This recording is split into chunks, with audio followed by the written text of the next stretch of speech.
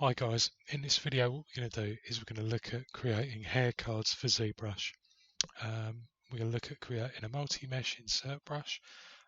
We'll create the geo for that brush and we'll do it all directly in ZBrush. We'll then look at creating a macro for taking these hair cards and creating a single polygroup on the hair cards, merging and welding the verts so that we can easily UV them. That's it. I'll see you in the rest of the video. So the first thing that we need to do to create our multi-mesh insert brush is we need to create some geometry. So let's go ahead and import a plane 3D. Let's switch to edit mode and stick our polyframe on, because what we want to do is we want to extract some of the geo here. Now I've tried to create these hair card brushes in another package, but I find that I always get errors when I try and create the mesh insert brush out of them. So what we're going to do is we're just going to grab some geo from here. So what we'll do is we will select a 2x6 area of geo. We'll delete the hidden because we only need a very basic amount of geo. We'll switch to our ZModeler brush and we'll just add some topology. What I like to do is for the top part I like to add this edge loop here purely because it makes it easier when UVing to see which end is the top end. So I'll do that for all of the brushes. Let's switch to the move brush and let's go ahead and mask this area off. Rotate our brush down, move that to the top, invert this, and then we're just going to move it like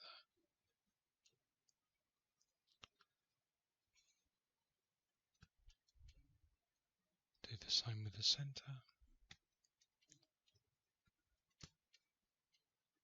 Grab those two, move that to there. Oh, move that to there. Just start.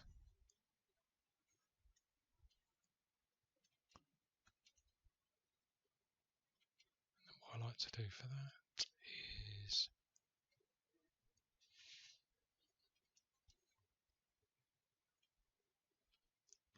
just rotate that down a little bit.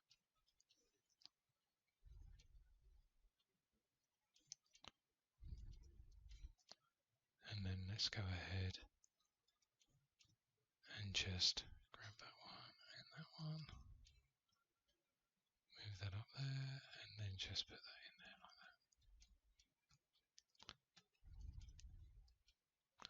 that. And that's going to be the basis of our first hair card. So we'll go ahead and we'll rename that to hair card 01. Boom. And then we'll duplicate that out 3 times. Boom, boom.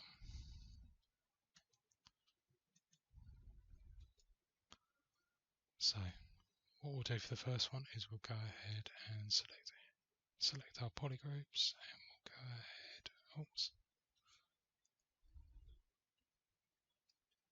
and down in our polygroups, let's just create a button for that. We'll drag that there. Group visible. Group visible. So our first hair card is ready. Switch back to our subtool view and switch to our second hair card, and let's go ahead and just solo these. Now, first thing we want to do is delete the hidden on this one, and we want to go ahead, oops, switch this to on top, set rotation back and move that to the top, stretch out, oh, let's unlock it first, move it back and stretch that out a little bit so that it matches our last lot.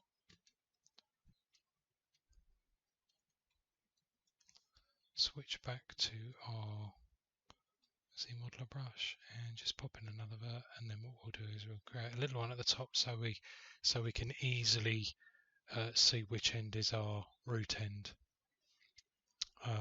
when we UV and texture it. Let's go ahead and select our poly groups, group visible, and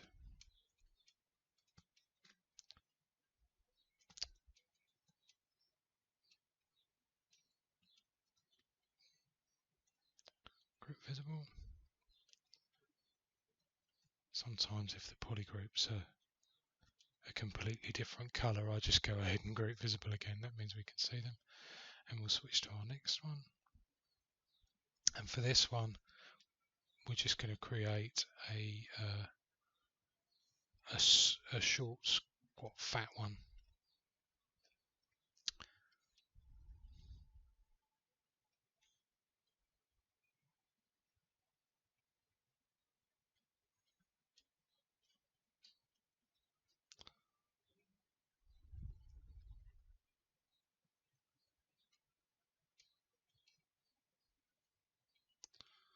Switch back to our ZModeler brush.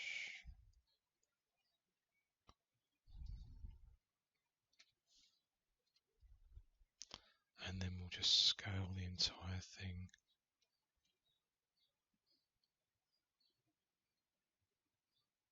In X.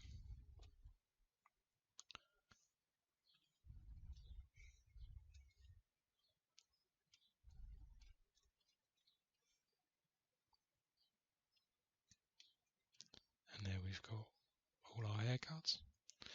So we go ahead and for our last hair card, we want to do something different. So let's go ahead and bring in another plane, make it polymesh. Switch back to our subtool. And we'll append that polymesh 3D to the last one.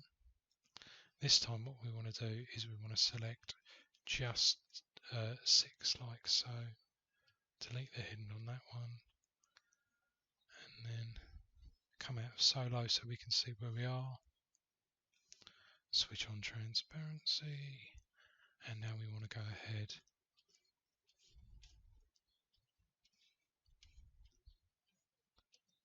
and just recenter that one and scale it up in the X. We can turn off transparency, we can go back to solo, and now what we want to do is we want to stay in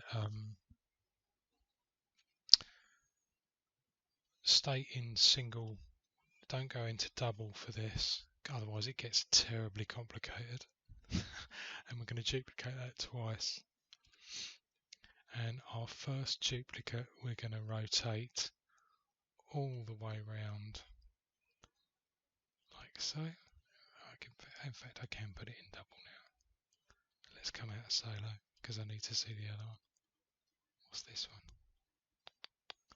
Close that, hide those ones down. And then for our last one we need to rotate it all the way around like so.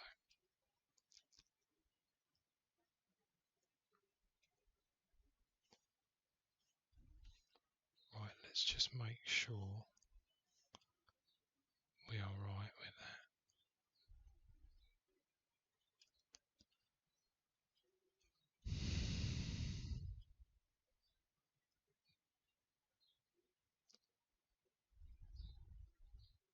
So the first thing we want to do is we want to move our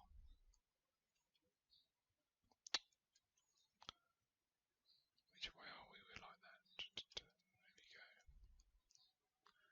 And then we want to grab this one and we want to move it down this way.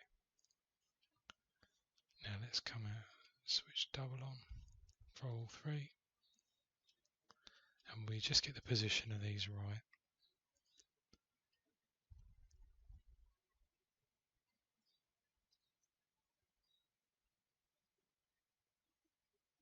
So we get a nice equilateral triangle in the centre of all three.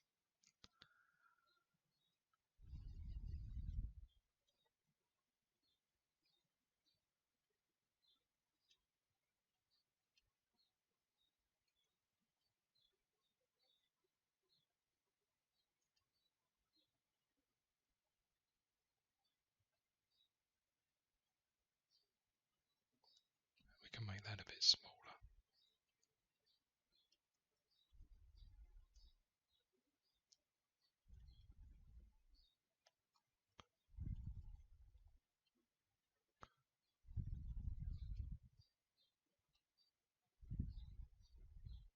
We want to try and make sure that each of these lengths is the same.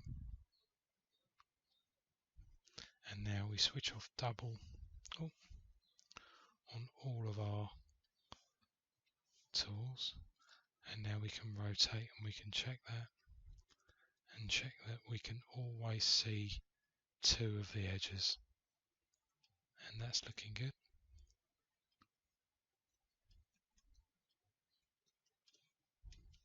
Switch on our polyframe.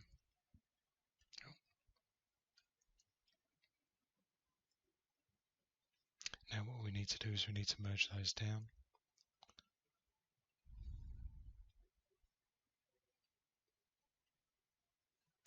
And merge down once more. And now we can see that we can always see some width to our detail haircard. We'll go ahead and we'll change the name of this one because we're going to call it our detail haircard. There. And we'll call it 01.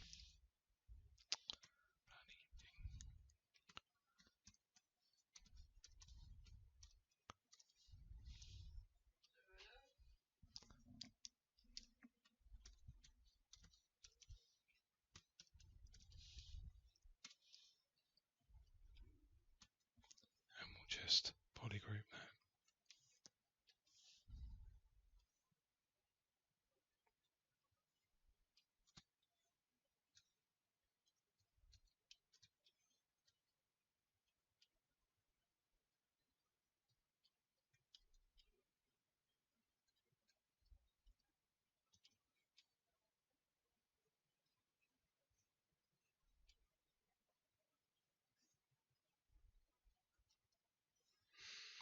So now for each of our brushes, let's just have a quick look and see what we've got.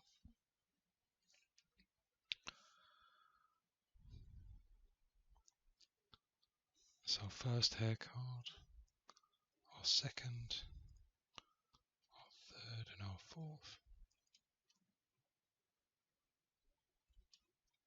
Each have got some depth to them, not too much, just enough, because we want this to follow the curvature of the head.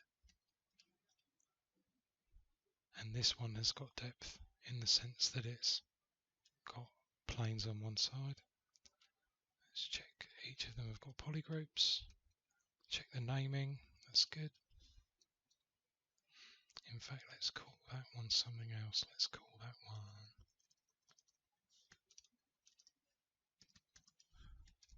haircard detail 1. That's fine.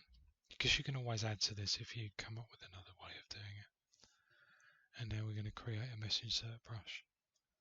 So we're going to switch to our brush panel, which I've docked over here. Go to the Create tab and create multi-mesh brush. And you can see it's created our brush like so. And in order to demo that, what we need to do is we need to just demo it on something else. Bring a sphere in, make that a polymesh 3D sphere. Frame that. And let's see what we've got. Well, at the moment, they come in and they just draw out like so. Undo that. So we need to activate our curve stroke. So we need to go into curve mode. And one of the other things that we might want is lock start. So now it locks the start, so we can grab our brush and do this, but it's all separated. So we need to go to our modifiers under our brush, weld points and stretch. You can see that's kind of done it, but the curve at the moment is too tight to weld those points. So what we need to do is we just need to increase the curve resolution. And now our points are welded in the brush at least. So let's go ahead and do that for each of our brushes. And then try each of them.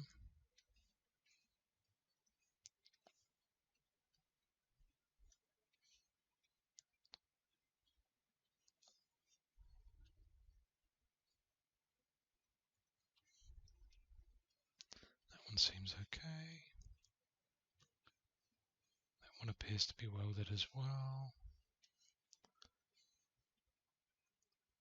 And there's our detail hair card. That one seems to be working fine too.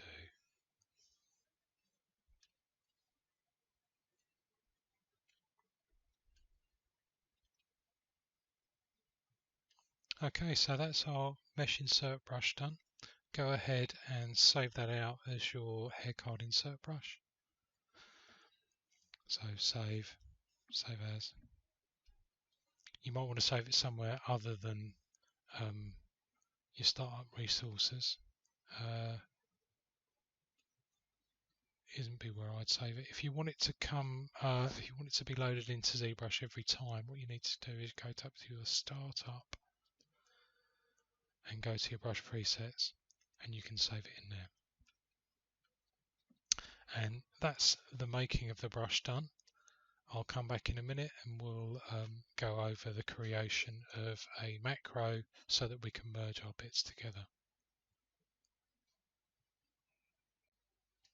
Okay, so I need to just optimize or show you what I did to optimize a few little things to our brush. So now that we've got a polymesh sphere or anything that we've got that we need to lay our cards down on, first thing I did was I went in and I amended an error that I made on the detail card. So if I switch to polyframe, you can see now what I've done is I've added an extra edge loop, and what I did was I extracted the geometry from the polymesh plane, and then I popped the edge loop in first, then I twisted out all the polygons to create my detail card. If you don't do it like that, it can create errors when you come to create your multi-mesh insert brush. Anyway, so we've done it. That's now in there, and all that little edge loop does is it allows us to identify which is the top and which is the bottom of our hair card when we come to texture it. Otherwise, you know, when we flatten out our UVs for this card, you cannot tell which is the top and bottom. I mean, you'd have to go in each card and individually go, and it would be an absolute nightmare.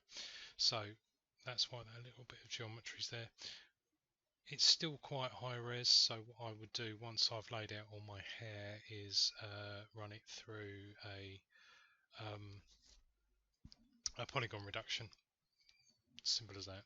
You know, you've then got lower poly hair. Workflow wise, before I do that, I created an icon for my brush by clicking. After you've saved a brush out, you can select an icon for it. If you hold down Alt and select icon, you can save the icon, which is the current document.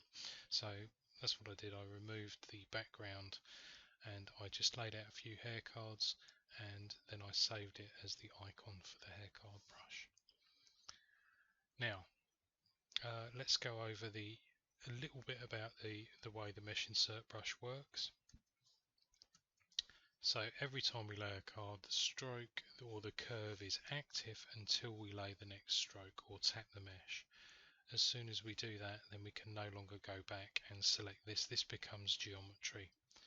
So that's fine, but we do lose the accessibility of our curve, so we can't go in and make these dynamic modifications to change the shape of our hair cards.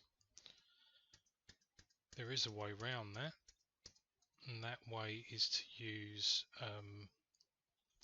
our ZMeasure guides, so we can lay out our curves. Now, one of these curves is going to be sacrificial, so just put one somewhere where you can see that it's going to be sacrificial, and I'll explain that in a minute. So once we've laid out our ZMeasure hair guides, we can go back to our hair card brush, we can select our hair card, and the first one that we click is going to go crazy. So if I click on this one, it's going to go mad. So that's the sacrificial one. So we can delete that geometry after the fact. But what we can do now is all of these are now live curves. And we can go in and we can grab our curves and we can just amend the shape of our hair cards. And it does just give a live way for us to go in and make live scale, live modifications to a larger scale of these curves. I'd never do too many, otherwise it may bog down the system. It's not really what I use. I like to lay the cards individually, but I'm just throwing it in there. It doesn't really, there's no documentation that you can do that. I don't think it might be in there. I'd never read it, and I was just playing around one day and I found that. But as you just saw, as soon as we lay a stroke, we're back in our brush. So those hair guides, those guide curves will no longer be active. Anyway, let's come out of that.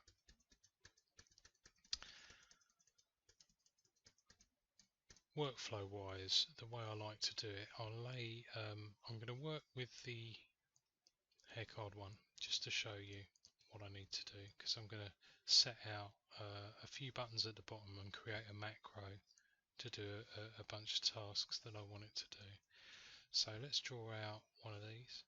Now, as soon as I click on the mesh, this is not going to be active, but there's a few things I want to do before I almost bake this down. So as soon as I click here, you can no longer go back to our curve. So immediately the modifications that I want to do become more labor intensive.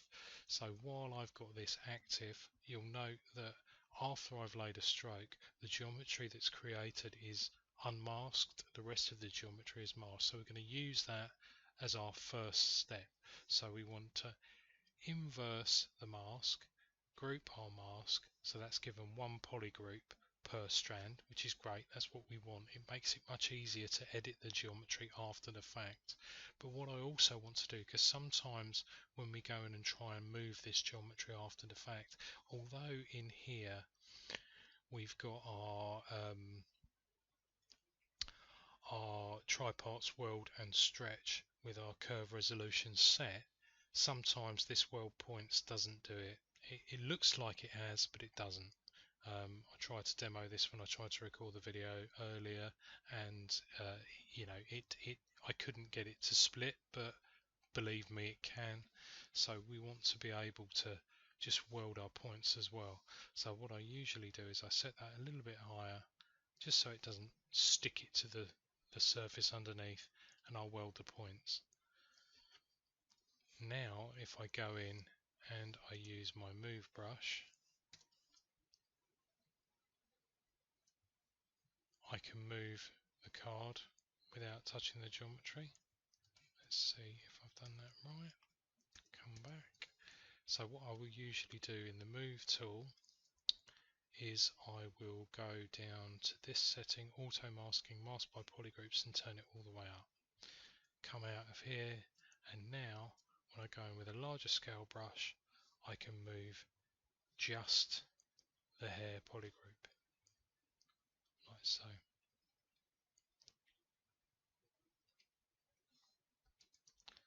And the reason why we do it that way is if I come back to my hair cards brush and I use my detail card and I draw out a curve, And I'll go through the same process again. I'll inverse the mask, group the mask, weld the points. If I go in and use my move topological brush, you'll see what happens is it's only moving some of the card, it's not moving every piece. Whereas if I go to my standard move brush, it's going to move the entire card, and that's just using the mask by polygroups function. Much better way to do it. So we can automate this, we can create a macro, and that's what we'll do now. So let's spin our cube round, so we've got that, and let's go back to our haircards brush. We'll lay out one of our, let's drop the size of our, we'll lay out a card, so we've got something to work on. And now we're going to go ahead and drop that weld size down, because I want to increase this and then drop it back to 0, drop it back to 1. So we'll create a macro, new macro. It's going to come up and it's going to say, do you want to reinitialize? No, we don't, because if we do, all our work will be gone. So now we're recording the macro, so we're going to invert our mask, group our mask, and we're going to turn our weld distance up to 10 or so, 9 or 10. Let's drop it into 10. Weld our points, and then we're going to drop it back. Then we're going to come over to our macro, and we're going to go end macro, and it's going to ask us where we want to save it. So we're going to save it in the miscellaneous folder, and I've already got it here, merge weld strand. We'll save that out. Yes, I do. It's going to ask us if we want to save the material index as well. We don't want that. So now what we can do is we can take control, enable customize, and we can throw these into the fray there like that. And we can look up in our macro folder. It is there already. So what we can do is we can hold Control and Alt, and we can drag our macro button down here. So now every time we lay out a stroke, we can hit our merge strand, and it's going to merge all the verts within our strand, and it is going to create a single polygroup from it. So that gives us easy, quick access to our single polygroup haircard strands. And let me just demo exactly how I would maybe use that. So let's, if I go and I lay out a bunch of haircards. So say we start at the back of a head, and we lay out these haircards.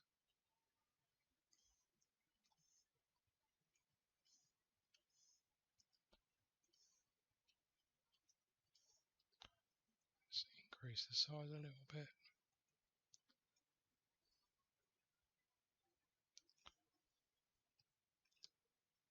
Pull our curve line out.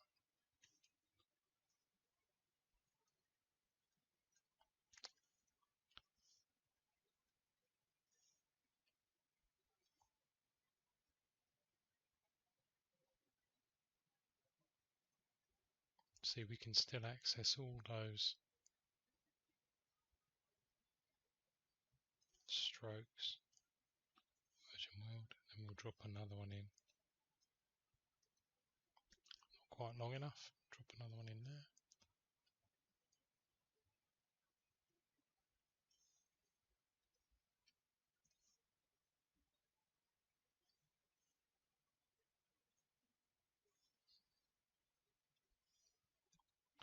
Let's demask everything, and I'll switch to the move tool, and I want to access this mask under here, this hair strand under here. I can just go ahead and I can move individual hair cards using the polygroup auto masking.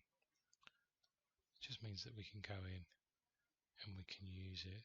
We can shrink the size of our brush, and we can go in and we can stretch out cards, get rid of any gaps that we might see. obviously we can hide them and everything. But that's pretty much how I use this haircard brush. And you can go in and you can create loads of different cards. This one I use for stubble. I put down like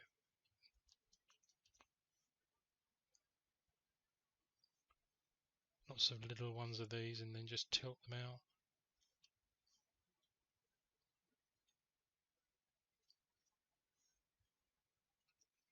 We can change that one's actually starting on the outside of our sphere a little bit, so what we can do is we could change our depth to just embed it, and then we could grab our curve and pull it out.